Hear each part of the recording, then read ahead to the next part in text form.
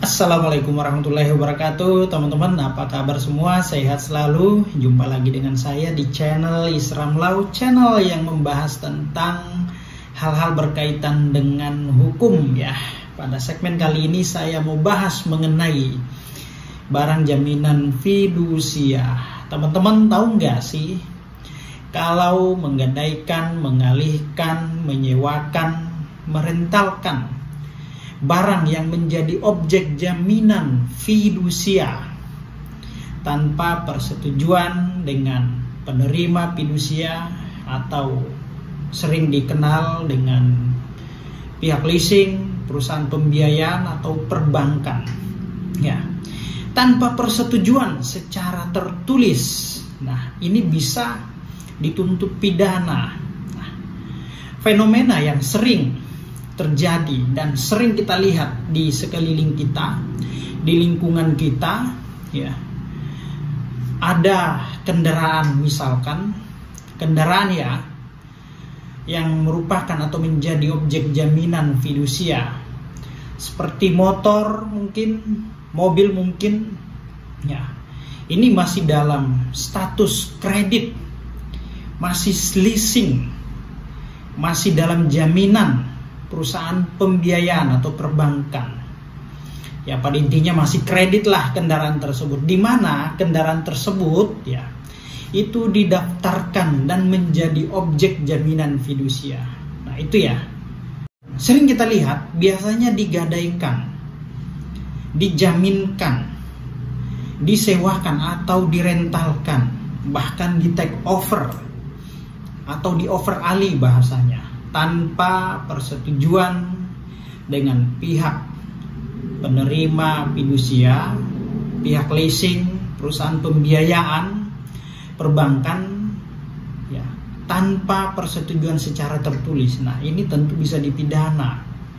Ya, banyak tuh yang melakukan hal itu dengan alasan bayar utang lah, kondisi ekonomi lah, bayar pinjol lah, dan lain-lain, teman-teman. Nah, sebenarnya tindakan atau langkah ini tidak boleh ya, karena ini tentu tindakan yang melanggar hukum. Ini masuk dalam kategori kejahatan fidusia. Lain halnya kalau kendaraannya macet ya, telat bayar ya, itu masuk dalam persoalan perdata, wan prestasi, telat bayar. Tapi kalau misalkan Bapak Ibu teman-teman semua ya, kendaraan yang masih statusnya leasing, masih kredit, dan di mana kendaraan yang digadaikan, dialihkan, dijaminkan, disewakan atau direntalkan pada pihak ketiga tanpa persetujuan dengan pihak leasing, nah ini bisa dipidana teman-teman ya, jelas, karena ini masuk dalam kejahatan fidusia. Sementara tentang ketentuan pidana diatur di dalam Undang-Undang Nomor 42 Tahun 1999 tentang jaminan fidusia. Ya. Adapun ketentuan pidana dijelaskan di dalam pasal 36 ya. Pasal 36 bunyinya bagaimana? Nah, ini saya bacakan teman-teman ya. Bunyi daripada pasal 36 ya.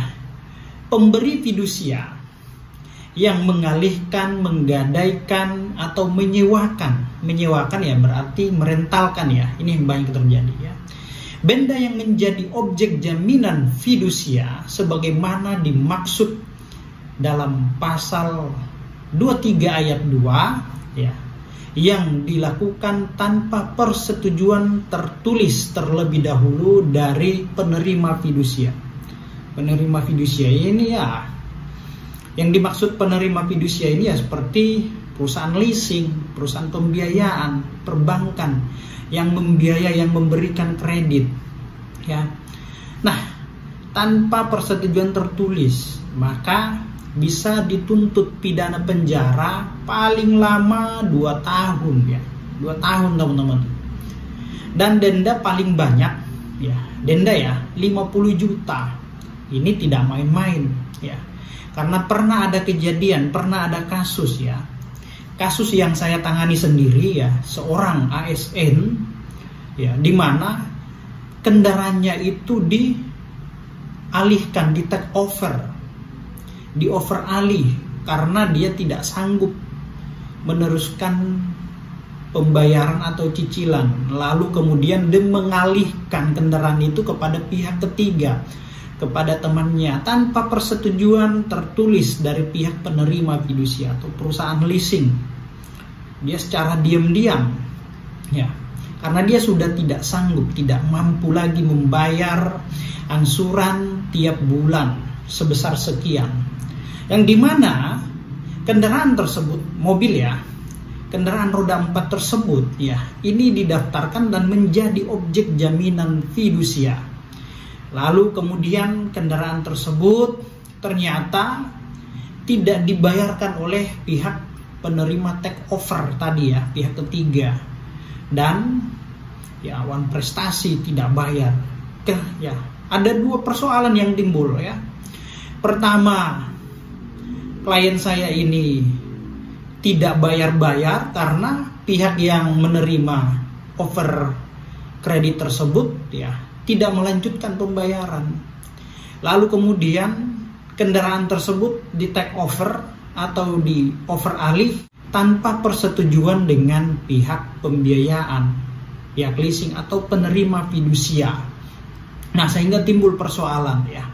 Itu dituduh melakukan penggelapan terhadap unit atau barang yang menjadi objek jaminan fidusia.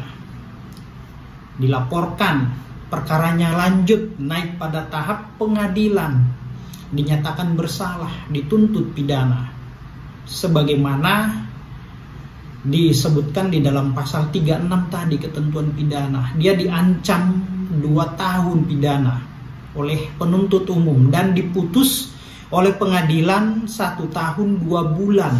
Jadi ancaman pidana itu nyata ya, karena ini masuk dalam kejahatan fidusia. Nah, jadi teman-teman, Bapak Ibu semua ya, yang mungkin tidak paham atau awam hukum, setelah mendengar video ini agar tidak melakukan hal-hal seperti yang dilarang oleh aturan atau undang-undang, mengalihkan, menggadaikan, menjaminkan, menyewakan objek jaminan fidusia tanpa persetujuan dengan pihak penerima fidusia. Nah, kalau mau melakukan hal itu ya, misalkan mau di take over atau dialihkan karena tidak mampu lagi untuk mencicil kredit tiap bulan, mau menggadaikan misalkan atau menyewakan, merentalkan, silahkan minta persetujuan dengan pihak leasing atau penerima fidusia. Minta persetujuan ya, semoga jadi setujui, disepakati. Nah, kalau tidak sepakat jangan dipaksa. Nah, ini yang sering terjadi nih, karena ketidakpahaman, ketidaktahuan para debitur atau atas nama kendaraan, sehingga dia mau melakukan over credit, menjaminkan, menggadaikan. Nah, ternyata ada pidananya, sehingga timbul persoalan di kemudian hari. Maka ada yang dilaporkan ke kantor polisi karena penggelapan. Ya jelaslah ya, kalau itu dilakukan kan kasihan juga ya pihak penerima fidusia, perusahaan leasing yang sudah membiayai, yang sudah memberikan kredit, tapi kok barang yang menjadi objek jaminan fidusia ini dihilangkan, di over kredit, dijual secara paksa, secara diam-diam. Nah, ini menimbulkan persoalan. Giliran dilaporkan ke kantor polisi, banyak alasannya inilah, itulah, inilah. Padahal tindakan yang mereka lakukan itu merupakan tindakan yang melanggar hukum. Lain halnya kalau misalkan ya kendaraan yang telat bayar, ya gagal bayar, kredit macet. Nah, itu berbeda teman-teman ya. Nah, itu tidak bisa dituntut secara pidana karena ini hubungan keperdataan.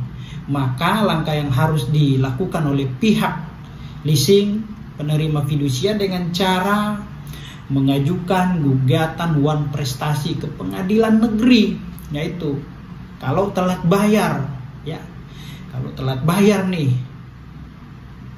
menunggak terhadap kendaraan yang dikredit, maka tidak bisa dituntut pidana, tidak bisa dilaporkan. Maka harus ditempuh upaya gugatan wan prestasi ke pengadilan. Nah, begitu teman-teman ya.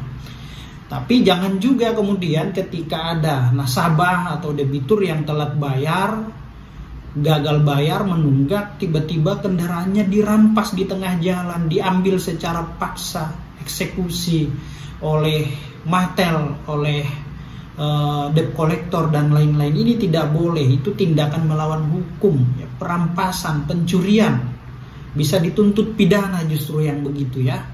Karena itu sudah mengambil secara paksa barang milik orang lain, entah itu di rumah, di jalan, atau di mana-mana. Itu tindakan yang melawan hukum, tidak boleh dilakukan oleh pihak debt collector, pihak mata elang, pihak leasing, perusahaan pembiayaan. Maka harus lakukan dengan cara-cara yang diperkenankan oleh hukum, oleh aturan. Ya, minta, kalau dia tidak mau memberikan, ya gugat. Tapi kalau misalkan dia mau memberikan secara sukarela, menyerahkan kendaraannya secara sukarela, ya itu nggak jadi masalah. Justru bagus ya, karena ya pihak debitur atau nasabah menyadari akan kesalahannya. Nah itu teman-teman ya, jadi kembali ke persoalan tadi, topik bahwa mengalihkan, menggadaikan, merentalkan, menyewakan kendaraan yang menjadi objek jaminan fidusia atau barang yang menjadi jaminan fidusia tanpa persetujuan dengan pihak penerima fidusia, nah ini bisa dituntut pidana karena ini merupakan kejahatan fidusia. Nah itu teman-teman ya, semoga apa yang saya sampaikan ini jelas, bermanfaat untuk kita semua. Demikian, assalamualaikum warahmatullahi wabarakatuh. Salam keadilan.